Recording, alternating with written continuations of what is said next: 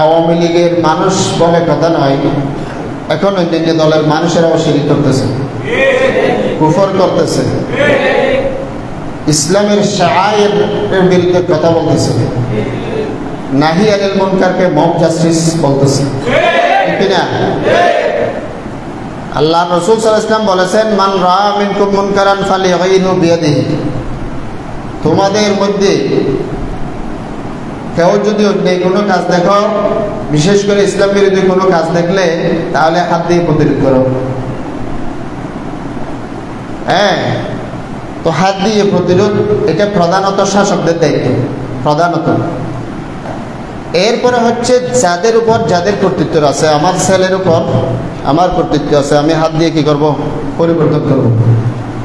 সমাজের আমি প্রভাবশালী লিডার, আমার কর্তৃত্ব আছে, আমি তাদেরকে হাত দিয়ে বাধা দেব। এরপরে রাসূল সাল্লাল্লাহু আলাইহি ওয়াসাল্লাম বলেছেন, মা মিন কওমিন ইয়ামালু ফীহিম রাজুলুম বিল বাআসি ফায়াকদিরুনা আলা ইউগাইয়িরু ফালা ইউগাইয়িরুনা ইল্লা আন ইয়াউম্মাহুমুল আযাবু ক্বাবলা আন ইয়ামুতু। আল্লাহ রাসূল সাল্লাল্লাহু আলাইহি ওয়াসাল্লাম বলেছেন, একটা সমাজের মধ্যে একজন ব্যক্তি খারাপ কাজ করতেছে, সমাজের সকল মানুষের শক্তি আছে, তাকে এখান থেকে চাইলে তারা হাত দিয়ে বিরত রাখতে পারবে, কিন্তু তারা তা করলো না। যে আল্লাহ রাসূল ইসলাম বলতেছেন, মৃত্যুর আগে আগে ওই ব্যক্তি কেবল আযাবের শিকার হবে তা নয়, ওই সমাজে যারা আছে সকলেই আযাবের শিকার হবে। তাইলে হাত দিয়ে পারলে হাত দিয়ে করবেন, মুখ দিয়ে পারলে মুখ দিয়ে নাহি আনিল মুনকার করবেন, যদি হাতে শক্তি না থাকে। এখন এই নাহি আনিল মুনকারকে বলা হচ্ছে মব জাস্টিস।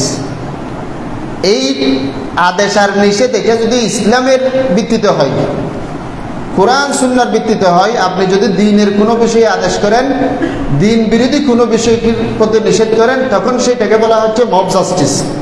আর তারা গিয়ে যদি মানুষের ঘর ভেঙে দেয়, সেটাকে মব জাস্টিস বলতেছে না। এই ধরনের মুনাফিক আমাদের দেশে আছে না নাই? বাইতুল মুকাররমে এবং আন্দরকিল্লার উত্তর গেটে দাঁড়িয়ে আল্লাহর রসুলের যারা গালিগালাজ করেছে আল্লাহ রসুলকে, শাতেমে রসুল, তাদের বিরুদ্ধে বাংলাদেশের ইমানদার উলামায়ে কেরাম এবং তৌহিদি জনতা বাইতুল মুকাররমের উত্তর গেটে এবং আন্দরকিল্লার উত্তর গেটে শাতেমদের বিরুদ্ধে আওয়াজ তুলেছে। তাদেরকে শাস্তির মুখোমুখি করতে হবে, তাদের মৃত্যুদণ্ড দিতে হবে, তাদের ব্যাপারে মৃত্যুদণ্ডের আইন পাস করতে হবে। আর এই সকল মুনাফিকরা বলতেছে এটা নাকি দেশের মধ্যে অরাজকতা এবং বিশৃঙ্খলা সৃষ্টি করা হচ্ছে, এরকম বলেছে কিনা? এই ধরনের কথা যারা বলেছে তারা মুসলমান নাকি মুনাফিক? এরা মুনাফিক, স্পষ্ট মুনাফিকেরা। তোমরা গিয়ে কারোর সাথে ব্যক্তিগত দ্বন্দ্ব ছিল, রাজনৈতিক পারিবারিক তোমাদের দ্বন্দ্ব ছিল, সামাজিক ভাবে তোমাদের একে অপরের সাথে দ্বন্দ্ব ছিল, সেটার বশবর্তী হয়ে অনেক অন্যায় করেনি এমন মানুষের বাড়িতেও তোমরা মব জাস্টিস চালিয়েছ। আর আল্লাহর রসুলের এশকে রসুলের যদি কথা বলা হয়, আল্লাহ রসুলের দুশমনদের বিরুদ্ধে যখন কথা বলা হয়, তোমরা মুনাফিকরা সেটাকে মব জাস্টিস বলো, সেটাকে রয়ের এজেন্সি বলো, সেটাকে দেশে অরাজকতা সৃষ্টির কথা বলো। আল্লাহ রসুলের এশকের জন্য যারা দাঁড়িয়েছে, আল্লাহ রসুলের কটূক্তিকারীদের শাস্তির দাবি যারা তুলেছে, তারা আশিকে রসুল, সেই তাদের কাজটা আল্লাহ রসুলের প্রেমের নিদর্শন, সেটার বিরুদ্ধে যারা দাঁড়িয়েছ তারা মুসলমান নয়, তারা হচ্ছে ছাচ্চা মুনাফিক। বলুন ঠিক কিনা? এখানে আলেম সমাজ ইমানের আলাপটা বন্ধ করে দিয়েছে, সেই জন্য মুনাফিকদের আস্ফালন বন্ধ শুরু হয়ে গেছে। এই ছোট ছোট ছেলে বলতেছে আলেমরা এগিয়ে আসুন, কিসের বিরুদ্ধে? উগ্রবাদের বিরুদ্ধে। তোমরা যে ধানমন্ডির বাড়ি ভেঙে দিয়েছো, এটা উগ্রবাদ নয়? আল্লাহ রসুলের পক্ষে কথা বলছে, কেউ কারো উপর আঘাত করেনি, কারো উপর হামলা করেনি, কারো অফিস আদালতে গিয়ে ভেঙে চুরে চূর্ণ করে দেয়নি, সেইটাকে কোন সাহসে তোমরা দেশের অরাজকতা বলতেছো? আল্লাহ রসুলের ইশক প্রেমের নিদর্শনকে যারা অরাজকতা বলে তারা মুসলমান হতে পারে? আর কিছু মৌলবী নামদারি কিছু মৌলবী সেই সকল শাহবাগের দূষরদের সুরে কথা বলতেছে, বলুন ঠিক কিনা? এটা নাকি অরাজকতা? আল্লাহ রসুলের পক্ষে কথা বলে অরাজকতা হতে পারে?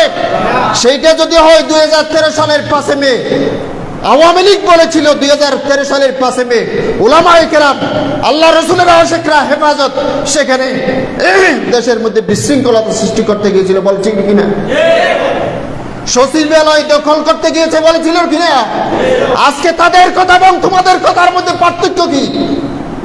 আল্লাহ রসুলের পক্ষে কথা বললে সেটাকে তোমরা উগ্রবাদ বলো, আল্লাহ রসুলের পক্ষে কথা বললে সেটাকে তোমরা মব জাস্টিস বলো, আল্লাহ রসুলের পক্ষে কথা বললে তোমরা সেটাকে দেশের মধ্যে অরাজকতার সৃষ্টি বলো। তোমাদের ভাষার সাথে আর শেখ হাসিনার ভাষার সাথে কোন দিকে পার্থক্য? আরো হাসিনা বিরোধী মারাও, আরো ভারত বিরোধী মারাও, তোমাদের কথা এবং কাজ দ্বারা স্পষ্ট প্রমাণিত হচ্ছে তোমরা বিদেশি সাম্রাজ্যবাদী শক্তির এজেন্ট। তোমাদের দলের ভিতরে সমকামীরা প্রকাশ্যে জানান দিচ্ছে, তোমাদের দলের ভিতরে ট্রান্সজেন্ডারের পক্ষে কথা বলছে এরকম মানুষ তোমাদের দলের ভিতরে আছে। আর যে সকল ইমানদার ভাইয়েরা এগুলোর বিরুদ্ধে আওয়াজ উচ্চারণ করেছে, ট্রান্সজেন্ডারের বিরুদ্ধে বই লিখেছে এবং আল্লাহ রসুলের ইশকের পথে বাইতুল মুকাররমের উত্তর গেটে দাঁড়িয়েছে, তাদেরকে তোমরা উগ্রবাদী বলছো। তোমরা হয়তো তওবা করবে, না হলে সারা বাংলাদেশের তৌহিদি জনতা তোমাদেরকে বয়কট করবে।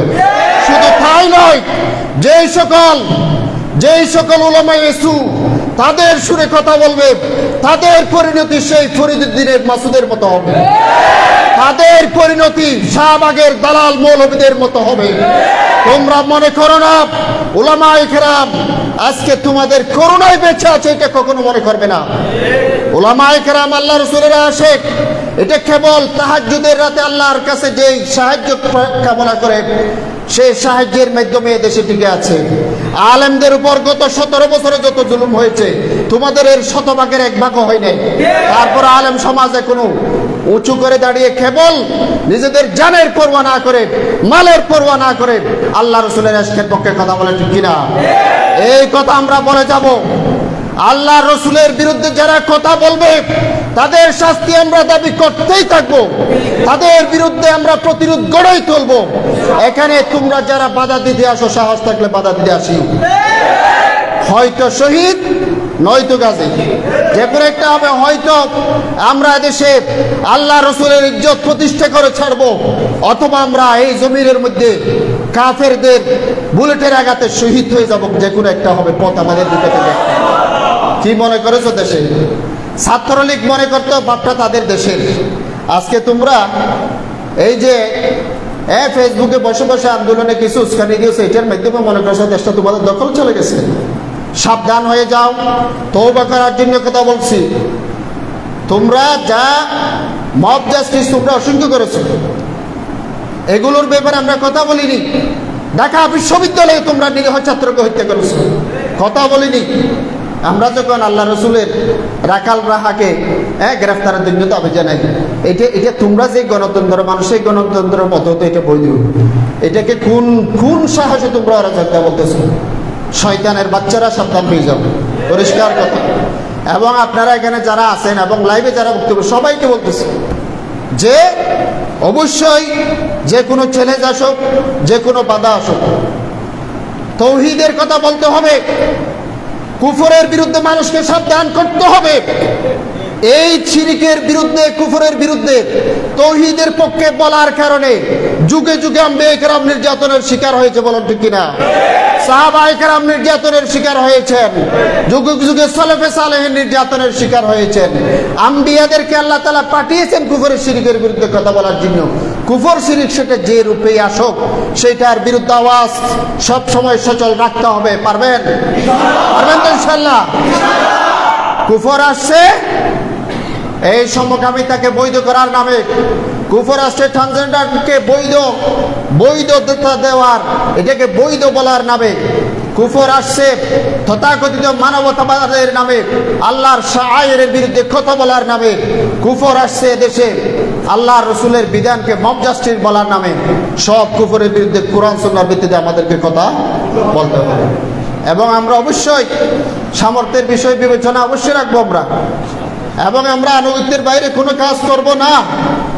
আনুগত্যের বাইরে কাজ করতে গিয়ে অনেক সময় ভুল ত্রুটি হতে পারে, পরাজয় আসতে পারে। সেই জন্য আনুগত্যের মাধ্যমে করতে হবে। এবং বাংলাদেশের যারা মুলদারা আলেম আছে তাদের মধ্যে অনেক হক্কানি আলেম আছে না নাই?